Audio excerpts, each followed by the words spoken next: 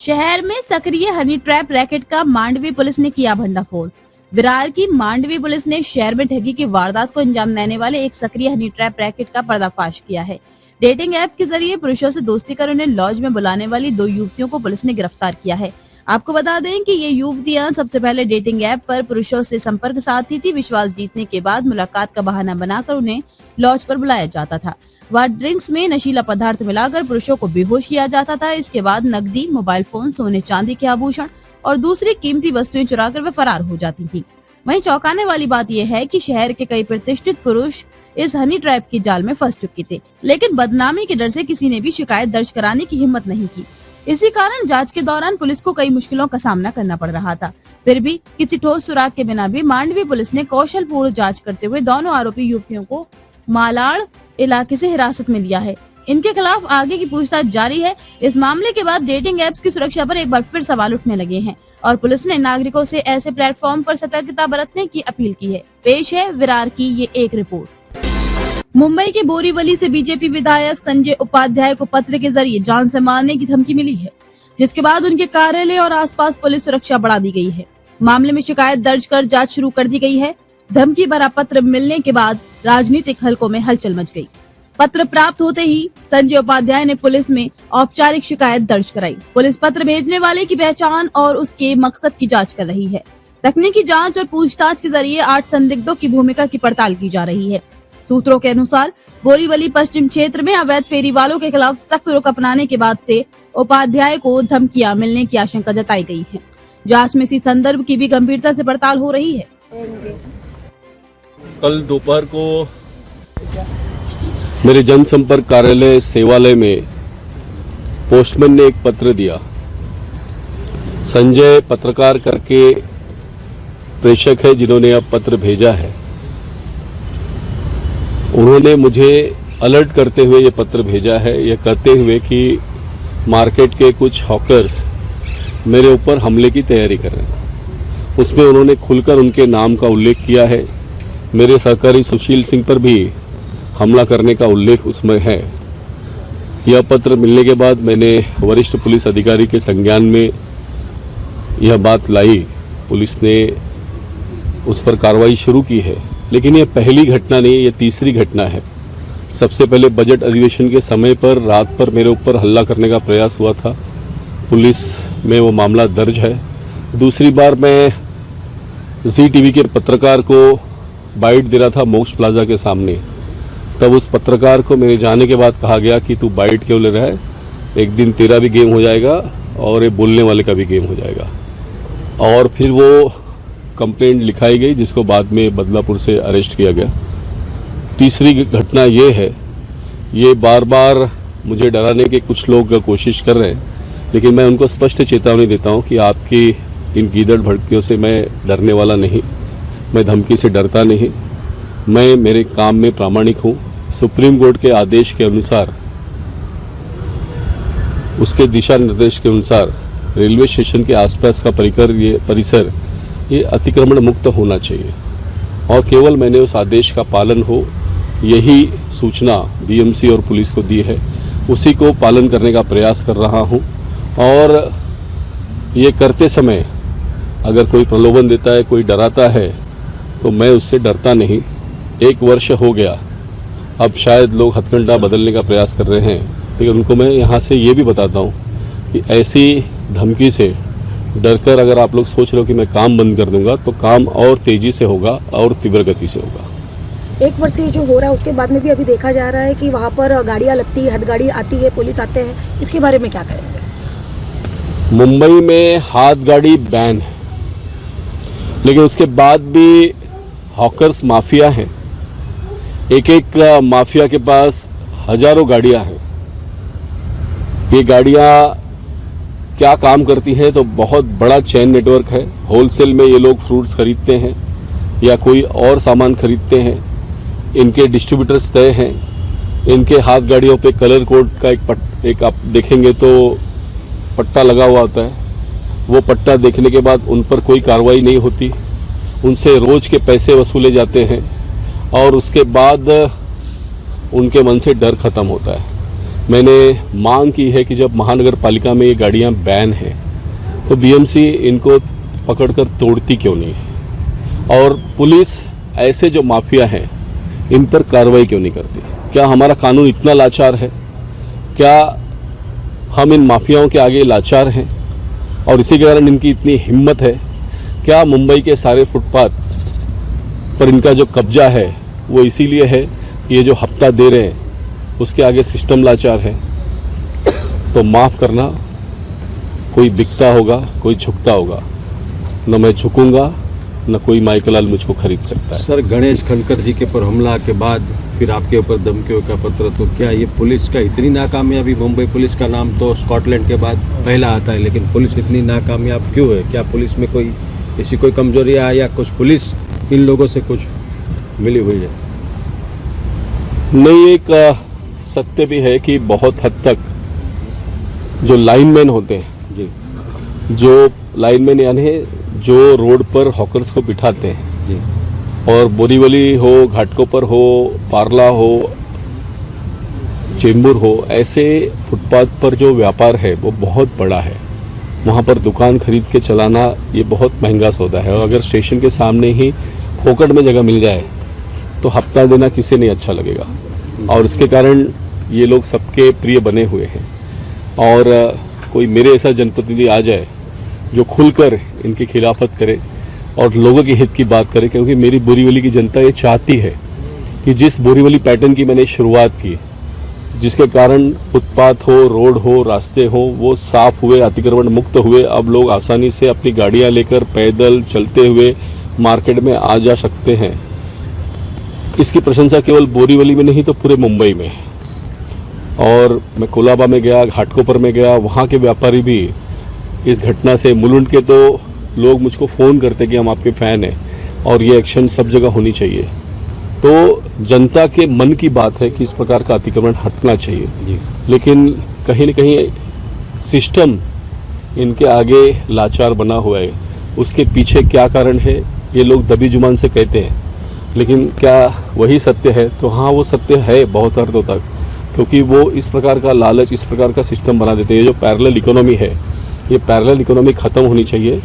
अगर इसका इलाज चाहिए तो हाँ, आप बनाइए हॉकर जोन, तो आप उनसे रेगुलर पैसे लीजिए, वो पैसे सरकार की तिजोरी में आने दो, जिससे गवर्नमेंट का रेवेन्यू बढ़े और उनको भी प्रोटेक्शन मिले। लेकिन हर रास्ते पर अपने बाप का रोड़े समझकर बैठे और वहाँ पर व्यापार करें और उस जगह को भी करोड़ों में बेचें, उससे भाड़ा वसूलें, रोड सरकार का और उसके मालिक बन के ये गुंडे बैठे हैं, ये कहाँ तक बर्दाश्त होगा? क्या सर, हॉकर आपको जोन के जो- बारे में कुछ सोच रहे हैं? आपके दिमाग में ऐसे कुछ है कि बनना चाहिए? तो मैं महानगर पालिका के आयुक्त से यहाँ से विनती करता हूँ कि उन्होंने जो भी मर्यादा हो उसके अंदर हॉकर जोन डिफाइन करें और उसमें उनको बिठाने की व्यवस्था करें। लेकिन बड़ी संख्या में अगर बांग्लादेश से हॉकर आ रहे हो तो ये देश की सुरक्षा के लिए खतरा है। लोग शुरुआत में मुझको कह रहे थे बांग्लादेशी कहाँ है, लेकिन बड़ी संख्या में हमने बांग्लादेशी दिखाए। और आज जब SIR की बात शुरू हुई तो बांग्लादेश बॉर्डर पर ये लोग भागने लगे। आखिर इन बांग्लादेशियों की यहाँ पर आवश्यकता क्या है? गुजरात का, कच्छ का प्रसिद्ध दाबेली बोरीवली में बांग्लादेशी बनाता है। जी आखिर आवश्यकता क्या है इसकी? जी जी हम अपने देश के लोगों से कारोबार करा सकते हैं। और फिर उनका नाम आप पूछोगे तो कोई पप्पू बनता है, कोई रामू बनता है, और आधार कार्ड देखो तो आधार कार्ड पर दूसरा नाम आता है। अपनी आइडेंटिटी छुपाकर व्यापार क्यों? कल कुछ घटनाओं का मैंने उल्लेख किया कि एक जगह खड़े होकर लोग लड़कियों के ऊपर सिगरेट का धुआं छोड़ते हैं और उनसे अपने भाषा में बात करके अभद्रता करते हैं। परसों एक हॉकर का हमने पुलिस स्टेशन को बोलकर अरेस्ट कराया। वो खुलेआम 10 बजे रोड पर बैठ के दारू पीता है और बोलता है कि 1200 रुपये फाइन ही तो मारेंगे। तीसरी वीडियो मैंने पुलिस को दी जिसमें वो हॉकर दुकानदार को गाली देता है माँ बहन की कि मैं धंधा इधर ही लगाऊंगा, तेरे बाप का है क्या? आखिर इतनी ताकत और बार बार बोलने के बाद भी LT रोड पे ये मंगल निवास पे, यहाँ पर जो हॉकर है ये हट क्यों नहीं रहे? मैं पुलिस और महानगर पालिका के अधिकारियों से कहता हूँ कि सब्र की सीमा होती है। मैं कानून के दायरे में आपसे बार बार कार्रवाई की मांग कर रहा हूँ। आप इतना मेरी परीक्षा संयम की न ले कि ये सब्र टूट जाए और फिर हम भी लॉ एंड ऑर्डर हाथ में ले सकते हैं। लेकिन मैं कानून में मानने वाला हूँ। मैं कानून के माध्यम से, अधिकारियों के माध्यम से बोरीवली पैटर्न को सक्सेस करना चाहता हूँ। बोरीवली ईस्ट में महानगर पालिका की जगह पर लोगों ने होटल बना डाला और उसके कारण पूरे मांगा ठाणे, बोरीवली, दहीसर के लोगों को कस्तूरबा मार्ग पुलिस स्टेशन के सामने बॉटलनेक का सामना करना पड़ता है, जिससे भयंकर ट्रैफिक की समस्या होती है। सर, मेरा ये पूछना है कि जो आपको धमकी पत्र मिला उसके बाद पुलिस ने कुछ कार्रवाई की या किसी को पुलिस ने घटना की, या फिर मैं ये चाहता हूँ कि आपके जैसे आमदार को अगर इस तरह से पत्र आएगा तो आम जनता की सुरक्षा के बारे में पुलिस का क्या नजरिया क्या है आपका? पुलिस ने घटना का संज्ञान लेते हुए कार्रवाई शुरू की है जी और इसीलिए मैंने उसमें जो नाम का उल्लेख है जी वो आज पत्र साझा नहीं किया है। जी मैं इंतज़ार कर रहा हूँ कि ये घटिया सोच जिनकी है जी वो सच सामने आए और एक बार फिर से आपके साथ बैठकर उस बातों का उल्लेख करूँ। धन्यवाद। श्री वर्धन नगर परिषद पर शिवसेना ही लहराएगा भगवा, अक्षता प्रीतम श्री वर्धनकर एवं शिव सैनिकों को भरोसा। रायगढ़ की श्री वर्धन में शिंदे सेना उम्मीदवार अक्षता प्रीतम श्री वर्धनकर का हर घर प्रचार। महसला तो झांकी है, श्री वर्धन अभी बाकी है। शिवसेना संपर्क प्रमुख सचिन पाटेकर। रायगढ़ की श्री वर्धन नगर परिषद मेयर प्रत्याशी अक्षता श्री वर्धन और पार्षद प्रत्याशी घर घर जाकर लोगों का आशीर्वाद ले रहे हैं। अभियान में उन्हें जबरदस्त प्रतिक्रिया और समर्थन मिल रहा है। श्री वर्धन के सर्वांगीण और सतत विकास के लिए अधिक से अधिक संख्या में शिवसेना उम्मीदवारों को चुनने की अपील की जा रही है। आवाज कुणाचा शिव सैनेचा, ऐसी कई घोषणाएं करते हुए श्री वर्धन नगर शिवसेना के उद्घोषों से गूंज उठा। उन्होंने विश्वास जताते हुए कहा कि जनता मुझे भारी संख्या में वोटों से चुनेगी। उन्होंने नागरिकों के लंबित मुद्दों को जल्द से जल्द हल करने का वादा किया। मैं वादा करता हूं कि मैं शहरों में नागरिकों की सेवा अपर्याप्त सुविधाओं को जल्द से जल्द उपलब्ध कराऊंगा। अक्षता प्रीतम श्री वर्धनकर द्वारा दिया गया। शिवसेना का मानना है कि श्री वर्धन नगर परिषद पर भगवा लहराएगा, ऐसा विश्वास अक्षता प्रीतम श्री वर्धनकर एवं शिव सैनिकों ने व्यक्त किया। मी सचिन पाटेकर, संपर्क प्रमुख श्रीवर्धन मतदारसंघ। आज काही गेल्या दिवसापासून इथे मी सातत्याने माझं राहणं आहे आणि आम्ही काम करतोय। माझ्या सगळ्या नगरसेवक आणि नगराध्यक्ष पदाच्या उमेदवारांनी तुम्हाला त्यांच्या संकल्पना, त्यांचे इथले प्रॉब्लेम सगळं काही सांगितलेलं।